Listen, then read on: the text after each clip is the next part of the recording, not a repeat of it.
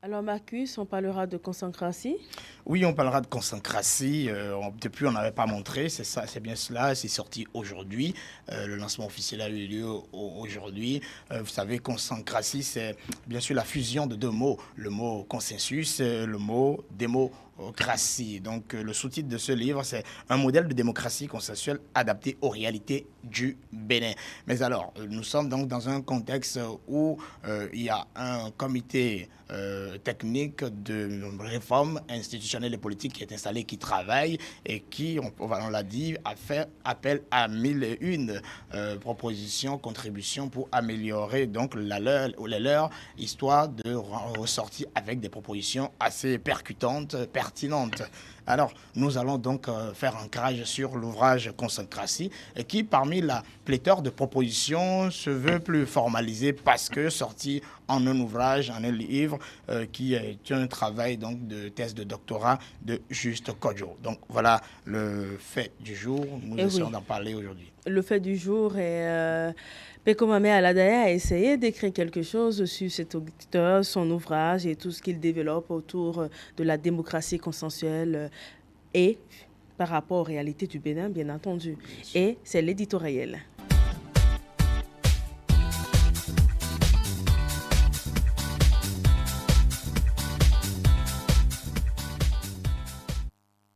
Bonsoir Peko Mame Aladaya. Bonsoir Priscille Meda Kwagweme, bonsoir Sergent Marcus. Bonsoir, Peko. Oui, Alors, on parlera de politique, bien de sûr, démocratie consensuelle bien sûr.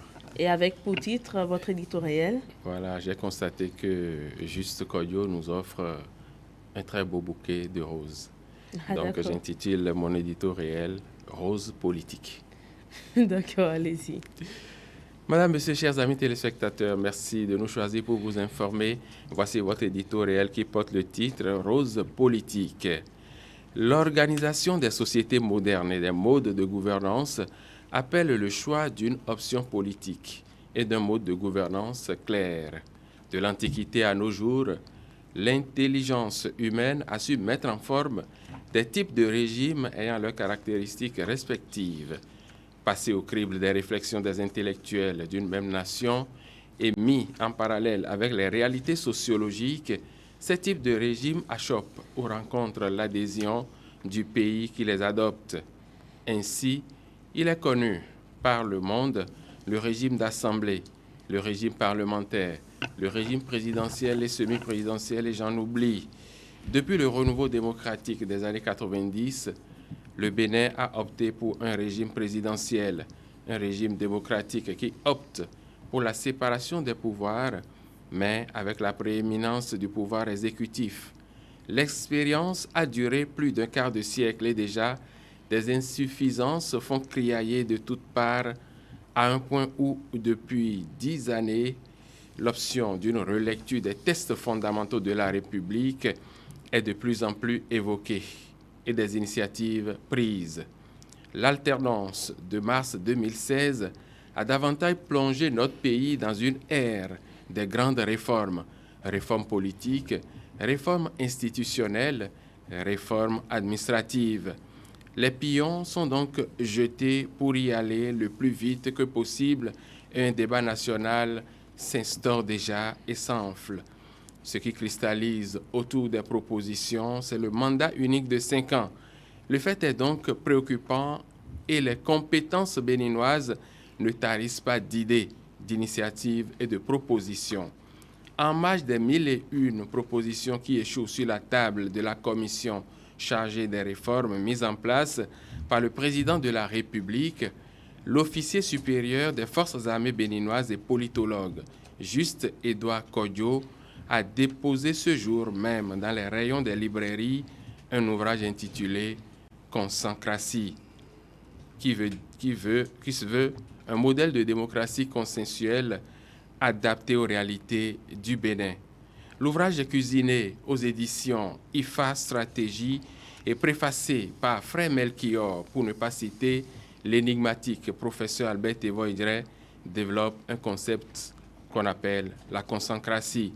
9 impératifs au total ont guidé cette réflexion, dont certains retiennent l'attention de plus d'un. Assurer au chef de l'exécutif une majorité stable au Parlement au moment même de son accession au pouvoir. Envisager l'institutionnalisation d'une autorité morale non soumise ni à la compétition politique, ni au pouvoir exécutif et législatif.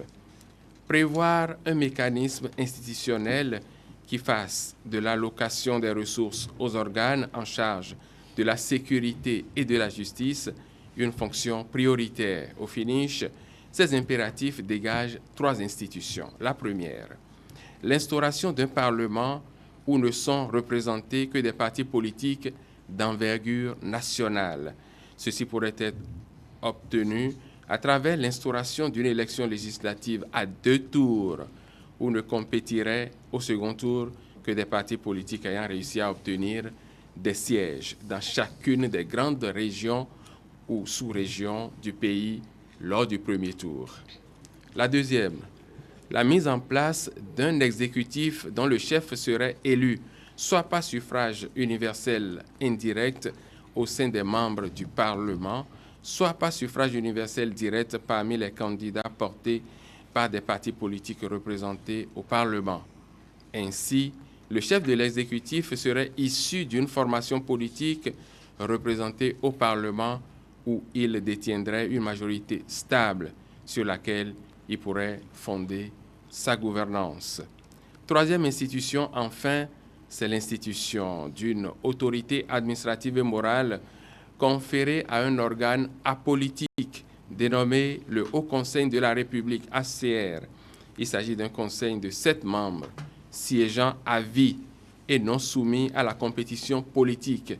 Ceux-ci doivent être du 3e âge et refléter la configuration ethno-régionale du pays ainsi que les valeurs morales cardinales de la société béninoise.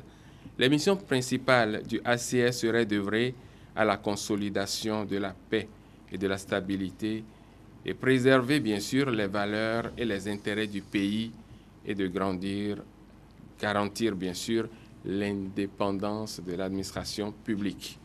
Voilà donc le bouquet de roses politiques qu'offre juste Édouard Kodjo au peuple béninois. Comment l'embrasser, inhaler sa bonne senteur sans se faire piquer. Et voilà mon éditorial. Et c'est là l'éditorial de Peko Mamé Aladaya. En tout cas, ce soir, nous n'allons pas essayer de nous piquer avec votre rose politique. C'est vrai qu'il faut se méfier de certaines roses. Bien sûr, bien sûr. Ouais. Elle paraît très jolie, mais très, très dangereuse. N'est-ce pas, Hébert Ouimbo? Bonsoir, Hébert Ologe. Bonsoir Priscille, bonsoir chers co-débatteurs. Et je salue aussi ceux qui nous suivent du côté du Nigeria, de Lagos et d'Abuja. Là, ce seront les gens d'une autre ville ou d'un autre pays qui vont réclamer tout à l'heure. Vous allez remarquer. J'espère que ce ne seront pas les Guinéens. Merci beaucoup, Eloge Ouimbo. Fidélia Sessorinson. Bonsoir Fidélia. Bonsoir Priscille, bonsoir Sergent Marcus. Bonsoir Fidélia. Et bonsoir à vous. Bonsoir chers téléspectateurs. Bertrand Mengleto, bonsoir Bertrand. Bonsoir Priscille et bonsoir à tous ceux qui nous suivent. Et on va installer le débat.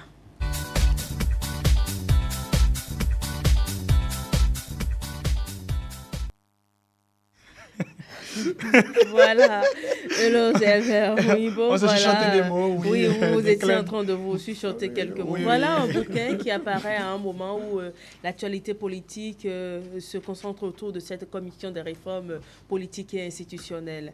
Un bouquin de 118 pages subdivisé en 2 chapitres qui nous propose pas mal de choses. Le chroniqueur en a parlé tout à l'heure. Ah oui, il n'y a pas sans doute de hasard dans la vie et que ce livre vient à point nommé à un moment où nous sommes en train de réfléchir sur l'avenir de notre pays en ce qui concerne l'essence, que dis-je, la quintessence de notre loi fondamentale.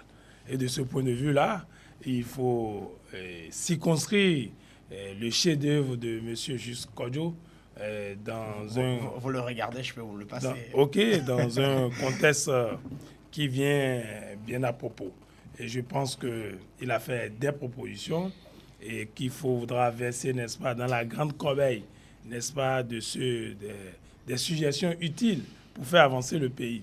Il n'en demeure pas moins que ces propositions, malgré les roses qu'elles portent, il y a quand même quelques épines que l'esprit critique devrait quand même essayer de relever pour ne pas faire paraître la rose tellement rose. Alors, vous avez vu des épines au milieu de cette rose-là?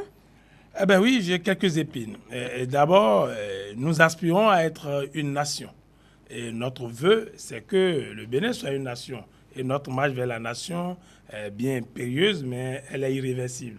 Mais pendant que nous voulons constituer une nation, M. Juste-Kodjo nous propose, n'est-ce pas, un haut conseil de la République où devraient siéger des personnes pour refléter les grandes tendances, dit-il, ethno-régionales. Ouais? Alors qu'il existe bien d'organisations non gouvernementales qui luttent contre l'ethnocentrisme et le régionalisme, et que le régionalisme africain pose un problème. De ce que j'ai pu entendre, hein, c'est pour en apporter à la réflexion, fut-il à cette table qu'il l'apporterait peut-être, de ce que j'ai entendu, c'est que d'analyse scientifique faite, il ressort que la question ethno-régionaliste est chevillée à nos cœurs, à nos corps, à nos âmes.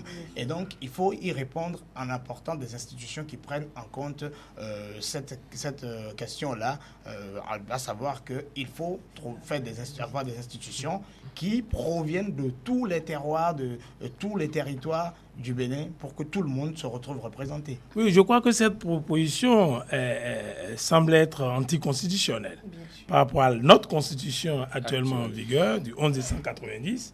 Et je pense qu'au-delà même de cette constitution, il n'est pas bon de formaliser, n'est-ce pas, certaines dérives en réalité. Parce qu'on ne peut pas vous rappeler le phénomène des quotas. Le phénomène des quotas, parce qu'à l'université, parce qu'on a estimé que les populations méridionales ont plus eu le contact avec le blanc, ont fait que beaucoup ont été, puis j'en suis peut-être aussi victime, mais on ne peut pas généraliser cela, on ne peut pas en faire, n'est-ce pas, un fait constitutionnel. Je pense qu'il y a là une certaine faiblesse. Et ethno-région, on n'en a pas vu. Vous voyez, la France, même qui est une nation multinationale, n'en a pas proposé cela. Cela dit que dans la vie des nations, il n'y a qu'un parcours. C'est un parcours. Et que tout ce qui a été proposé, tout ce qu'ont dit les régions, les autres aussi ont pris par là. Nous allons faire notre marche irréversible vers la nation. La preuve, c'est qu'au niveau des familles, nous l'avions déjà réalisé. Si vous prenez n'importe quelle famille aujourd'hui au Bénin, vous verrez les différentes composantes. Si nous prenons Nord-Sud, vous verrez dans n'importe quelle famille. Ce n'est pas dans la famille qu'on ne trouvera pas un homme du Nord ou bien Djako. On dira bien sûr que cette question a quand même été agitée ces dernières années à l'occasion même de ces élections et même au lendemain de l'élection présidentielle. Cette question, d'une certaine façon, a semblé revenir. Et c'est pour cela que vous avez dit bien sûr que cette question ou la proposition pourrait être une enfreinte à la Constitution. Et la question que nous nous posons, est-ce que là, Juste-Kodjo propose des réformes ou carrément il va vers une révolution? Fidélia. Moi, je ne pense pas qu'il va vers une révolution. Parce que, à mon avis, il s'accentue sur les réalités du Bénin. Elle peut être de bonnes réalités que de réalités purement négatives. Révolution, non.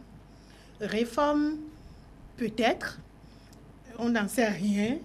La commission va utiliser ses propositions ou non pour en faire la synthèse.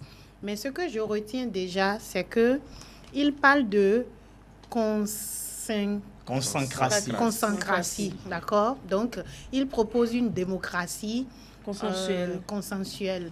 Il faut déjà noter que, à mon avis, quand on parle de consensus, c'est un idéal. Et qui parle d'idéal, c'est quelque chose qu'on ne peut pas atteindre. Mais vous semblez avoir lié au Bénin cette capacité de faire le consensus qu'on a eu depuis 1990 et qui a justement été constitué ou a été consacré comme un principe à valeur constitutionnelle en 2006 par la Cour constitutionnelle. Le consensus existe bel et bien au Bénin. Ce consensus-là diffère de ce que l'auteur propose.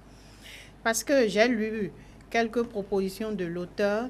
Il dit par exemple, outre sa proposition sur le Haut Conseil de la République, qui serait une autorité morale. Et je renchéris ce que Hébert vient de dire en disant une autorité morale ne se décrète pas, ça s'impose au peuple. Vous avez vu ce qui se passe, il y a certains pays autour de nous qui ont des autorités morales.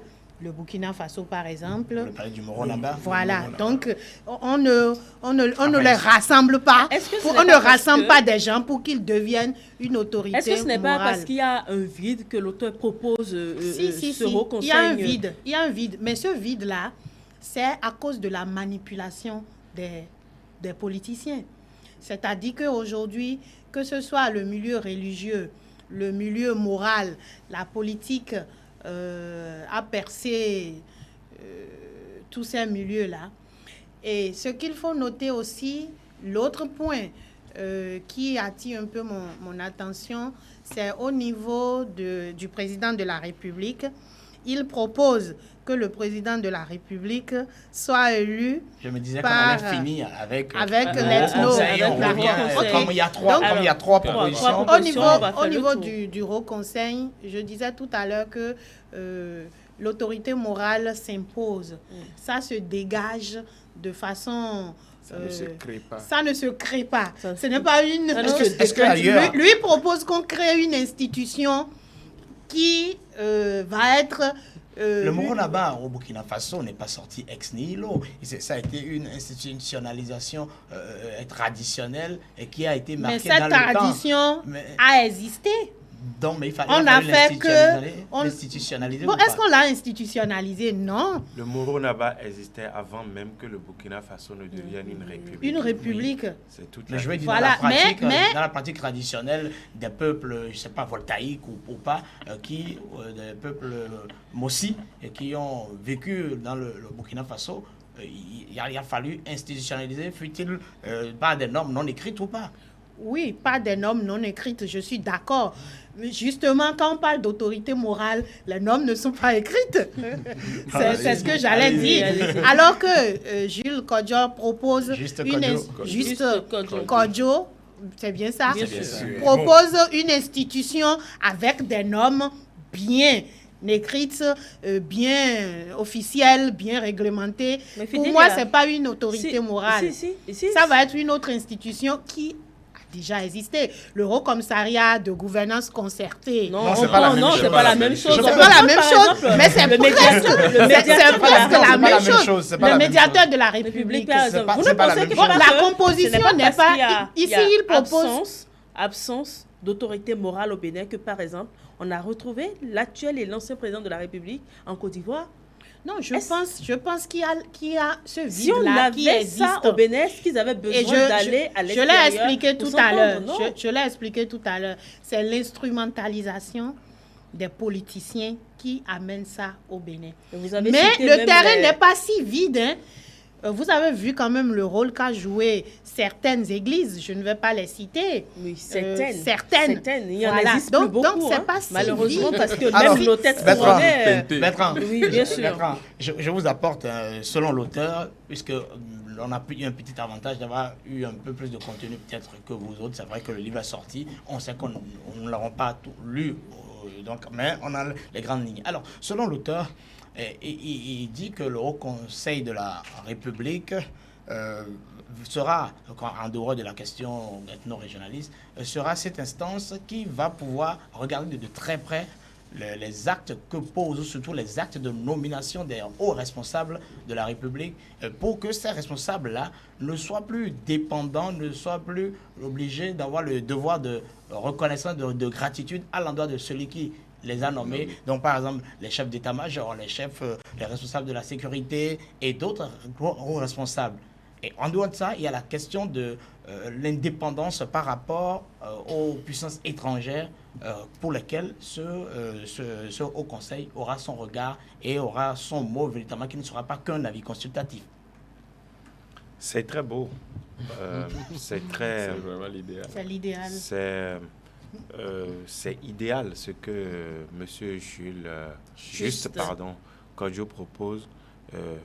je comprends à travers ce que vous venez d'exposer que le Haut Conseil de la République n'est pas le chef de l'administration, puisque ce n'est pas lui qui nomme les cadres, mais il veille à ce que les cadres ne soient pas dépendants de l'administration. J'attends de voir un peu comment ça peut se passer. C'est-à-dire comment est-ce qu'une institution peut garantir l'indépendance des cadres dont elle n'est pas l'autorité hiérarchique, l'autorité administrative directe. Donc, j'ai quelques doutes par rapport à cette mission-là. Par exemple, le cas iranien qui a mille une ramifications, je ne le maîtrise pas moi non plus, mais c'est des exemples qu'il donne où le guide, le président, il y a d'autres conseils qui se tiennent, qui s'entremêlent, de telle sorte que vous ne pouvez pas prendre des décisions qui aillent à l'encontre de l'intérêt général. Oui, sauf que le guide, lui, il a été, enfin, le conseil des ayatollahs a été instauré par la révolution iranienne. Et le conseil des ayatollahs est plus puissant que le président de la République. Et détermine l'orientation. Voilà. Or, il me semble que, en tout cas de ce que vous venez de dire, le Haut Conseil de la République n'aura pas autant de pouvoir que les ayatollahs iraniens. Et comme le disait Fidélia, l'autorité morale, ça ne se décrète pas. Ce n'est pas par des tests qu'on décrète que une telle institution ou une telle personnalité est une autorité morale. Elle est acceptée spontanément par la population, reconnue comme telle à travers son vécu, son passé. Et c'est ça. Son impartialité, surtout sa neutralité. Oui. Et c'est ça qui fait que, de façon instinctive, les gens reconnaissent quelqu'un ou une institution, rarement une institution d'ailleurs, comme une autorité morale. Mais ça ne se décrète pas par des lois. Et c'est en cela que je trouve que cette proposition, elle est un peu... elle me paraît un peu utopique. J'aimerais insister un peu également sur la composition de ce Haut Conseil de la République. 7 membres qui représentent les différentes composantes socio-ethniques du Bénin. Mais qui les nommera? Est-ce que ça va être par des élections? Est-ce qu'on va consulter les différentes ethnies?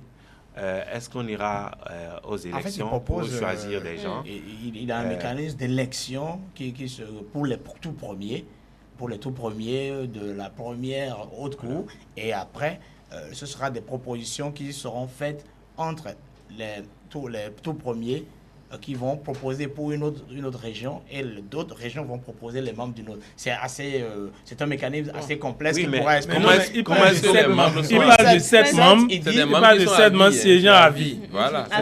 Et leur remplacement se fera. Et de troisième âge. La désignation se fera par ces membres-là. C'est les gens. Troisième âge. Quand un meurt, lorsqu'un meurt, ce sera encore ces membres-là qui vont se mettre ensemble pour en désigner. On va pas se plaindre là-dessus. Non, c'est complexe. On n'a pas lu. Non, il est important de dire, sans doute, parce que le chiffre n'est pas venu au hasard, sans doute. Oui, il dit qu'on a 6 grandes régions normalement. On a 6 grandes régions, si on les 12 provinces ou les 12 départements. Mais pas si homogène que ça. Oui, quand vous prenez la Takora, c'est par rapport à ça qu'il propose 7. Rien que la Takora, vous avez il va faire la décentralisation.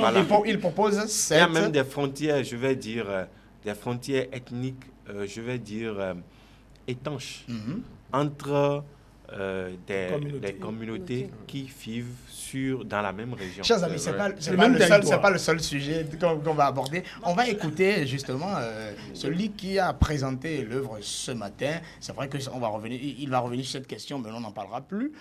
C'est bien sûr M. Soro Djile Orosa qui a présenté le livre. On l'écoute. La logique du livre est de montrer comment ces différentes règles, ces différents règles et organes, dans les contextes sociologiques, économiques et géostratégiques béninois, impactent le comportement des acteurs du jeu politique, que sont les politiques, les électeurs, les agents de l'administration publique, ainsi que les acteurs privés et extérieurs ayant des intérêts à défendre auprès de l'État béninois. Assurer au chef de l'État une majorité stable au Parlement, au moment de son accession au pouvoir plutôt qu'au lendemain de celle-ci. Envisager l'institutionnalisation d'une autorité morale non soumise ni à la compétition politique, ni au pouvoir exécutif et législatif. Enfin, prévoir un mécanisme institutionnel qui fasse de l'allocation de ressources aux organes en charge de la sécurité et de la justice une fonction prioritaire. Ces impératifs ont abouti à la proposition de 3 institutions phares. La première, c'est l'instauration d'un Parlement où ne sont représentés que des partis politiques d'envergure nationale. Ceci pourrait être obtenu à travers l'instauration d'une élection législative à 2 tours où ne compétiraient au second tour que des partis politiques ayant réussi à obtenir des sièges dans chacune des grandes sous-régions du pays lors du premier tour. La deuxième institution que nous propose Juste Kodjo consiste en la mise en place d'un exécutif dont le chef serait élu soit par suffrage universel indirect au sein des membres du Parlement, soit par suffrage universel direct parmi des candidats portés par des partis politiques représentés au Parlement. Ainsi, le chef de l'exécutif serait issu d'une formation politique représentée au Parlement où il détiendrait une majorité stable sur laquelle il pourrait se fonder pour gouverner. Enfin, il est proposé l'institution d'une autorité administrative et morale, conférée à un organe apolitique dénommé le Haut Conseil de la République. Il s'agit d'un conseil de 7 membres, siégeant à vie et non soumis à la compétition politique. Ceux-ci doivent être du 3e âge et refléter la configuration ethno-régionale du pays, ainsi que les valeurs morales cardinales de la société béninoise. Et voilà, vous venez d'écouter Monsieur Soro qui a présenté le livre de l'auteur. Et maintenant, on va écouter l'auteur lui-même, Juste Kodjo.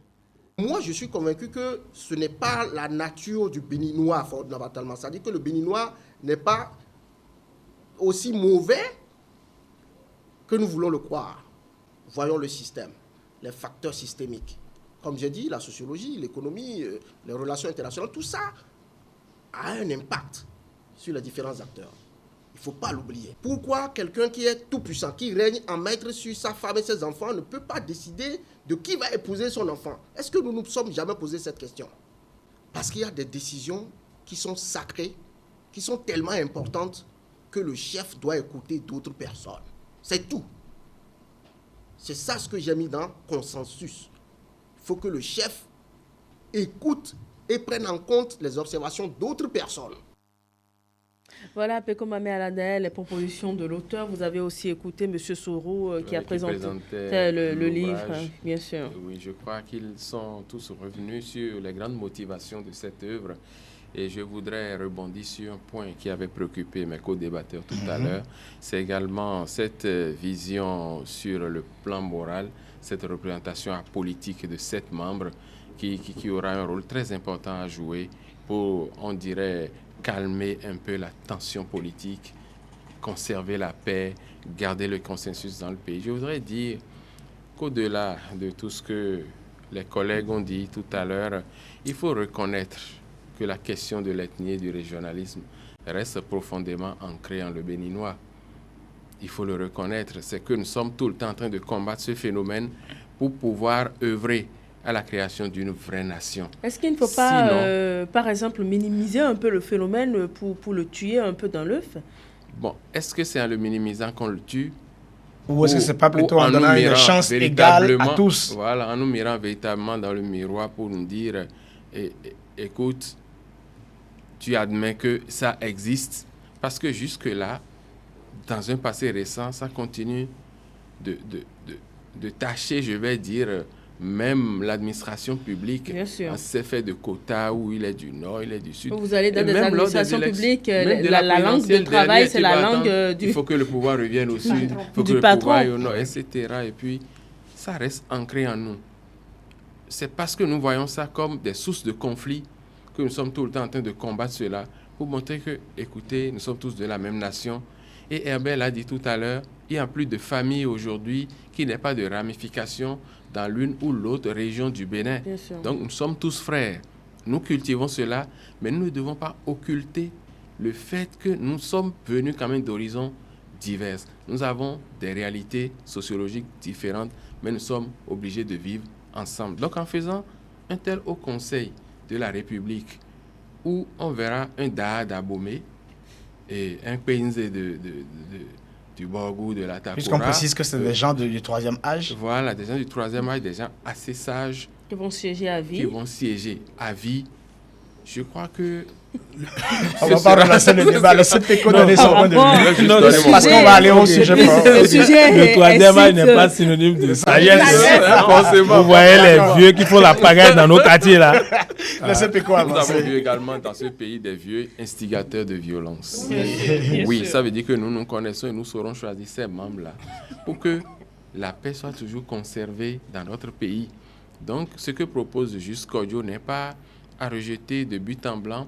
Peut-être qu'en amenant maintenant à la lumière, comme vous le dites, on ne peut pas institutionnaliser le moral, c'est-à-dire ces autorités morales. Peut-être en les amenant maintenant à la lumière, ces rois qui, tapis dans l'ombre, parfois agitaient, tiraient les ficelles et tout, en les amenant devant le fait maintenant pour dire, bon... Vous pensez que ça va les assagir un peu, ça va les calmer? Ça va les calmer, ils sauront...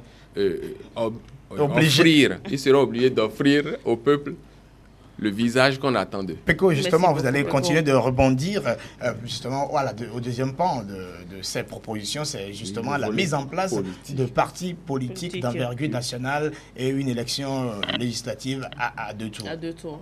Reconnaissons qu'à l'état actuel dans notre pays, il sera dur de retrouver un parti politique ou un regroupement politique qui puisse avoir des élus dans toutes les régions. Est-ce que justement, c'est pas parce que nous avons eu des partis claniques, des partis de régionaux, qu'il faut aller justement vers la question de partis nationaux? Et c'est justement là que je trouve une rose à la proposition de Juste.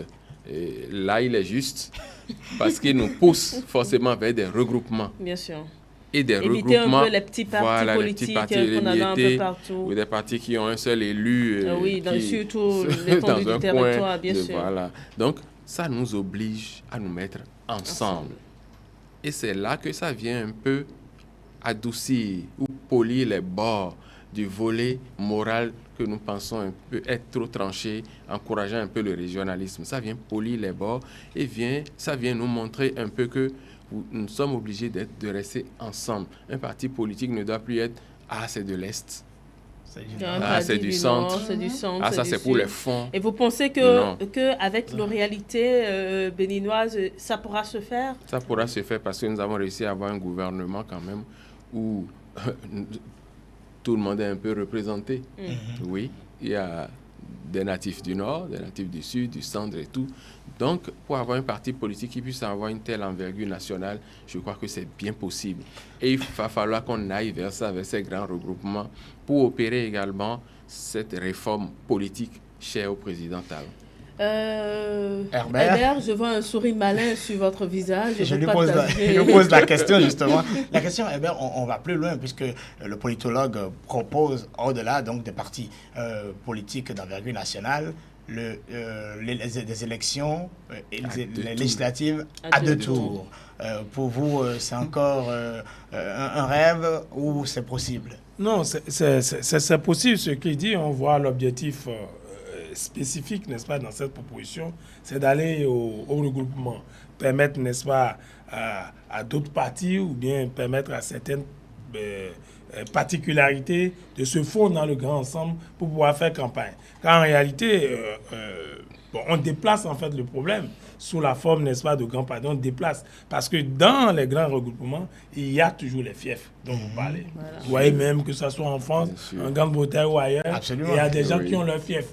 Et vous vous rappelez l'histoire de Ségolène Royal avec le tweet, dont on a voulu, Faloni, on a voulu pas la parachuter quelque part, l'autre s'est refusé, mais on a vu les élections. Bon, on a attribué ça à Trevor, mais bon, je pense que on déplace ça, mais il faut aussi travailler. Je pense que l'avantage de cette proposition, c'est qu'il faut éviter d'avoir des partis Des micro-ethnies. micro-partis, On dit que tel parti, ça c'est le parti des Adja, ça c'est le parti des Goum, des ça Fonds. c'est le parti des gens d'Abomey, quel que soit Qu'on le veuille ou non, à il l'heure faut le actuelle, faire. c'est ce qu'on a. hein. C'est ce qu'on a. le parti des Nago. Voilà. Bon, C'est pas le d'accord. parti Mais de oui, Nago. mais- Il n'y en a pas. C'est pas le parti de Nago. Il n'y en a pas. Il n'y en a pas. Vous avez trouvé des poux partout dans les autres régions, mais Non, vous il n'y n'en en a trouvez pas, pas. il n'y en a pas. Mais il faut aussi, non, ce qu'il propose est très important parce que vous savez, moi je connais un conseil communal depuis qu'on a commencé où un étranger ne rentre pas dans ce conseil communal. C'est-à-dire Je ne veux pas donner de nom. Oui, Regardez allez-y. depuis. Il y a un conseil communal fermé. C'est-à-dire vous pouvez habiter 50 ans dans la région. On va vous dire à la fin, mais bien quand même, oui.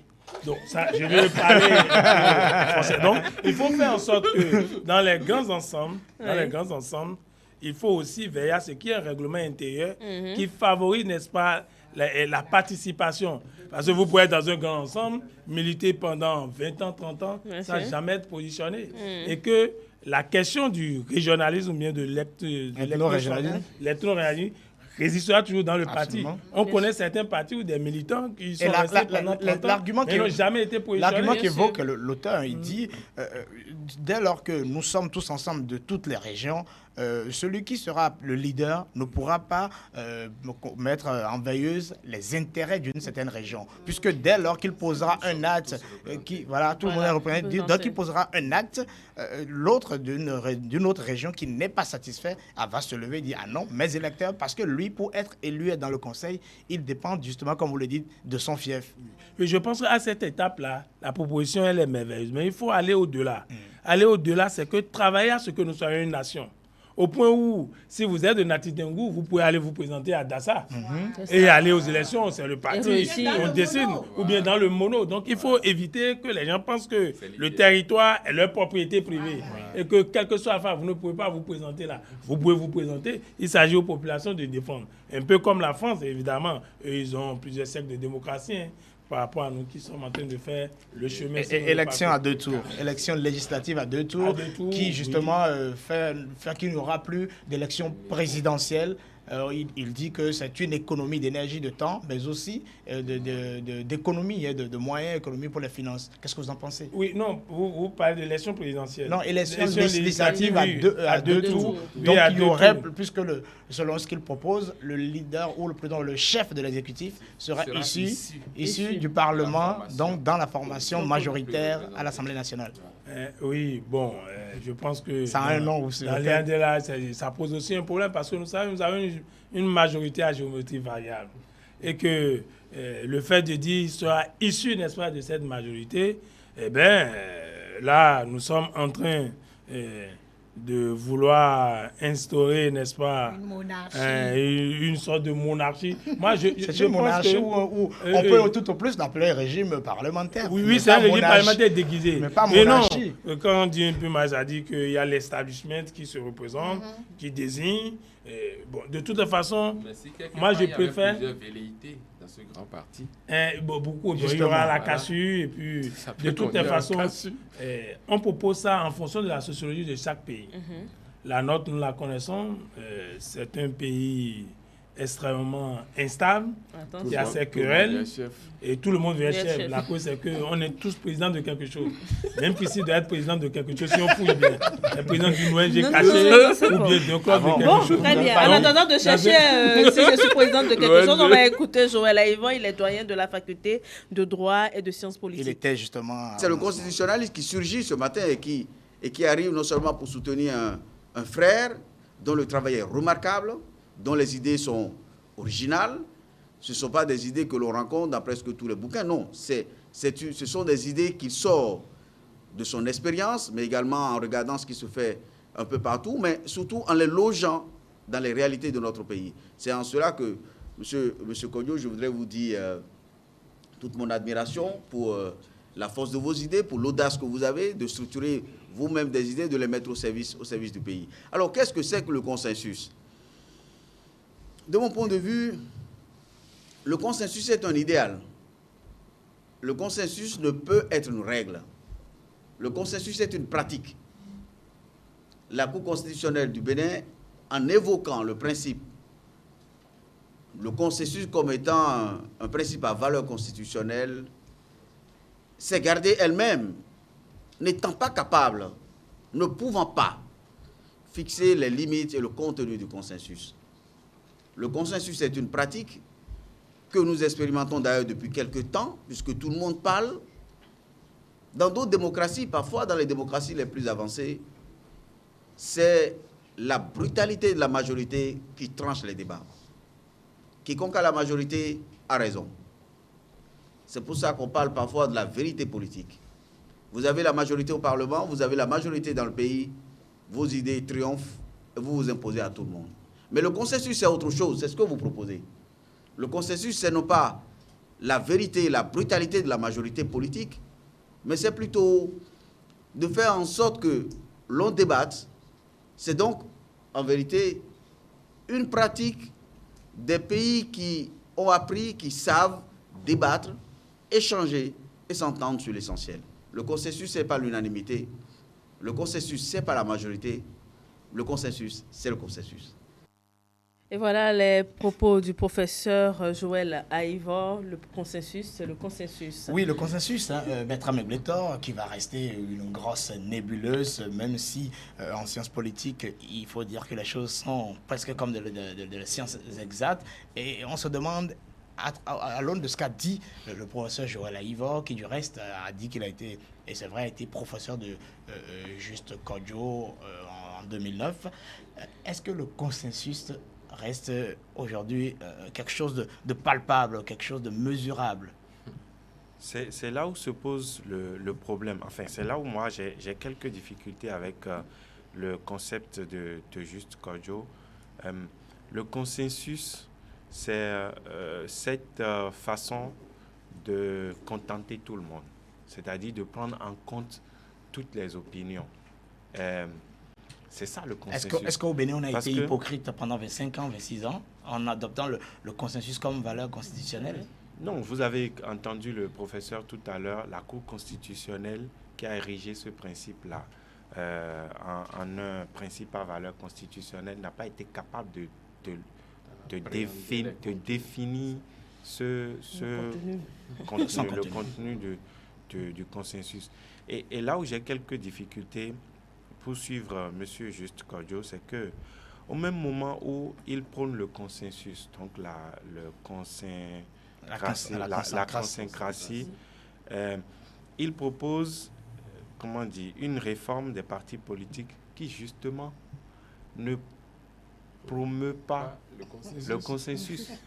Parce que quand vous faites des élections législatives à 2 tours, où vous décidez que tous ceux qui n'ont pas atteint le seuil d'admissibilité, de représentativité, doivent disparaître. Où se trouve le consensus alors?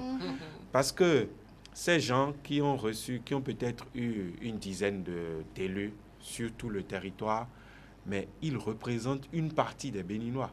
Alors, quand on décide que eux, par exemple, ils ne seront pas à l'Assemblée nationale, où se trouve le consensus? Mais là, on risque d'être dans ce cercle vicieux. Justement, où on aura toujours des micro-partis. Vous avez entendu le professeur Aïvor. Vous avez entendu le professeur Aïvor. Dans les démocraties, c'est la brutalité de la majorité qui s'impose aux autres.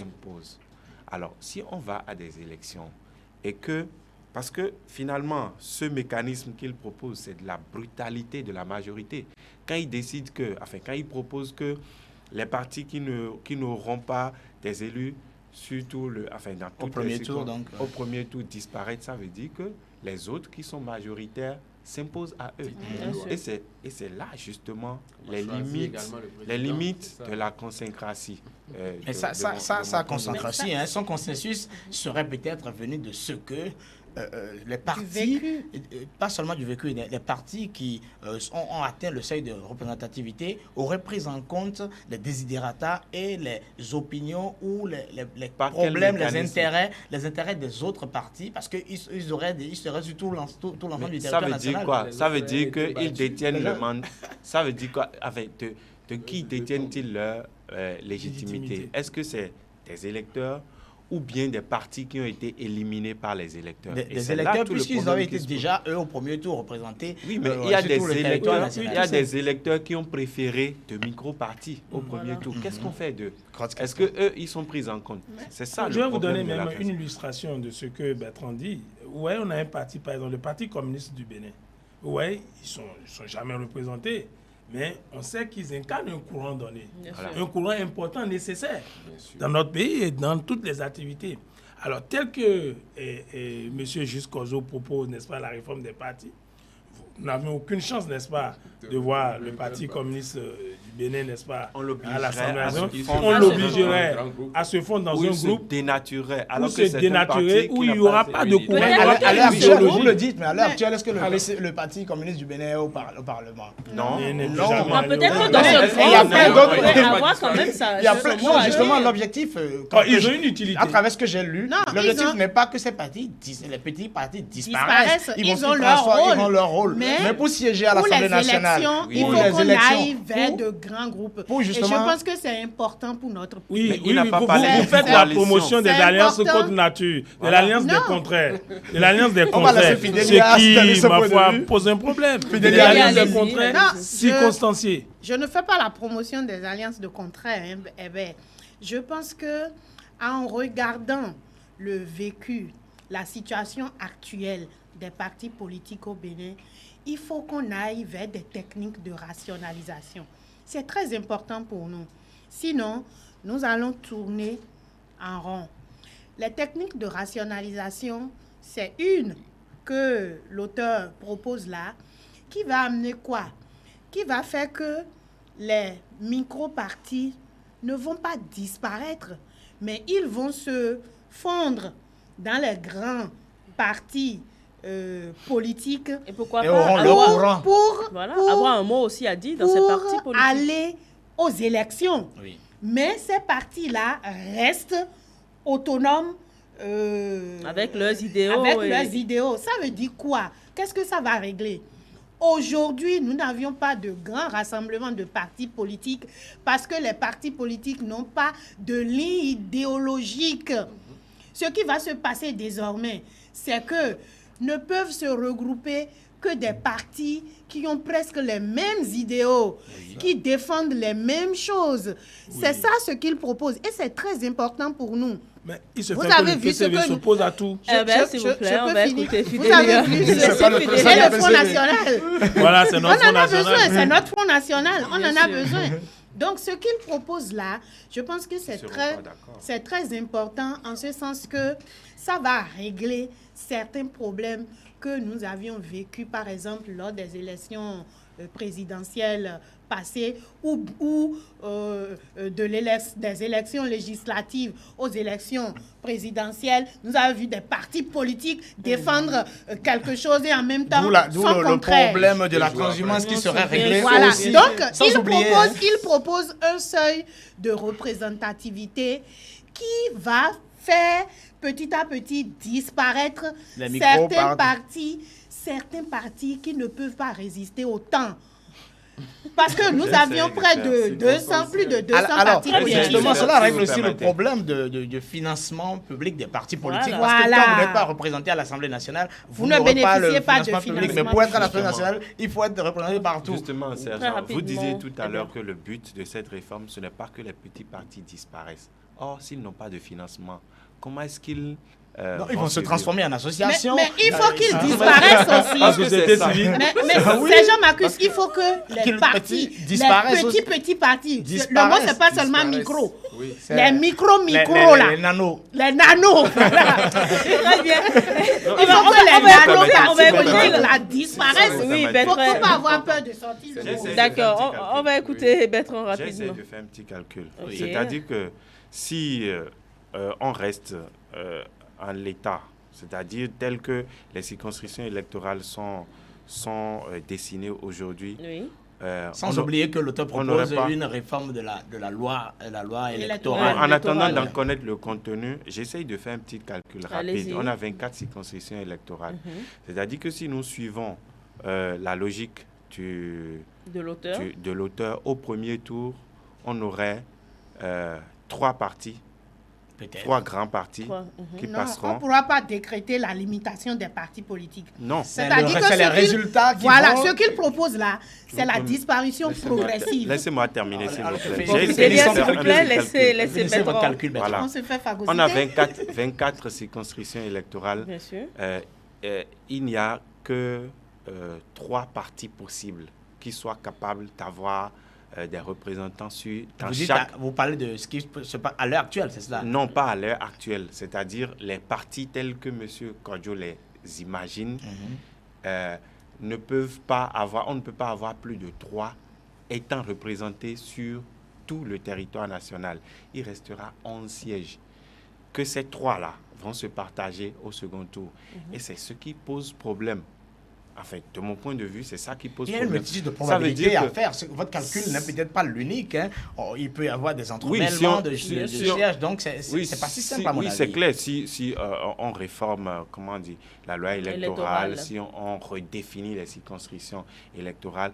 et le mot du scrutin. Et le mot du scrutin aussi. Moi, je pense que ce qui serait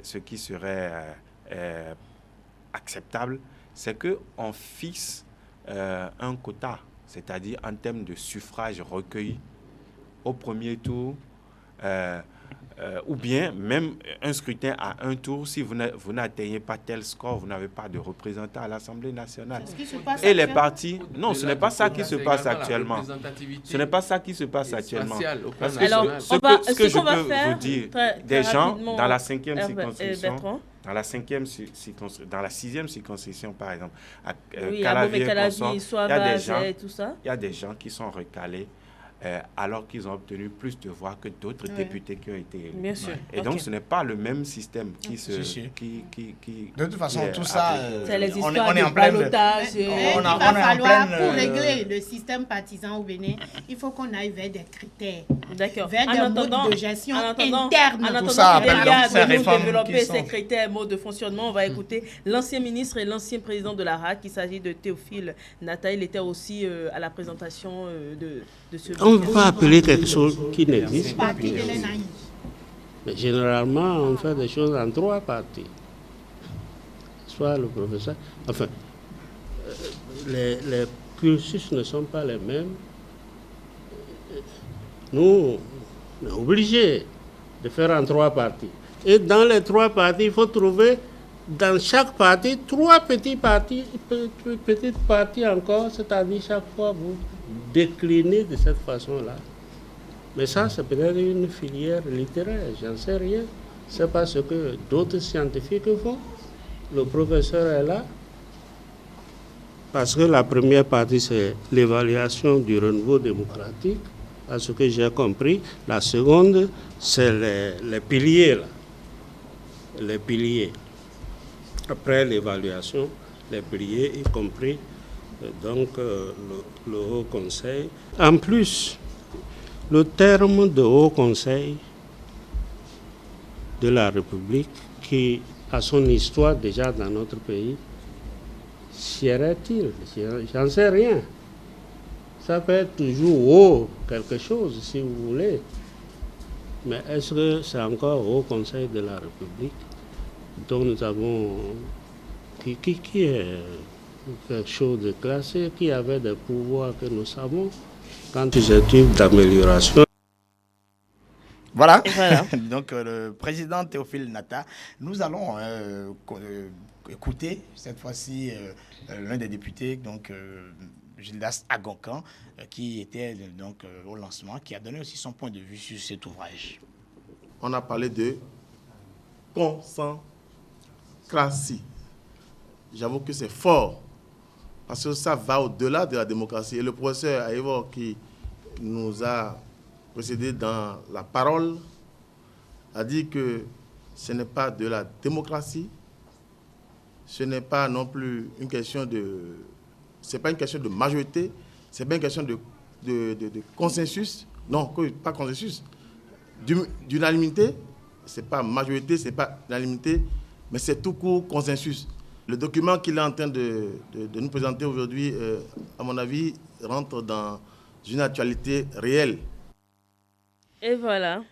Et voilà, donc vous disiez qu'il n'avait pas proposé. Que Jules Kodjo n'a pas proposé dans son ouvrage des systèmes de bonification. Qu'est-ce que c'est? La représentativité des femmes dans les Je savais.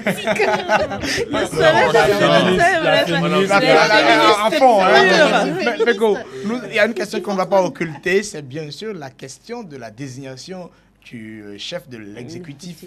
Puisqu'on a bien dit qu'il n'y aura plus d'élections présidentielles, enfin, il propose qu'il n'y aurait plus d'élections présidentielles. Est-ce que vous pensez que c'est réaliste? Est-ce que cela aura des contre-coups?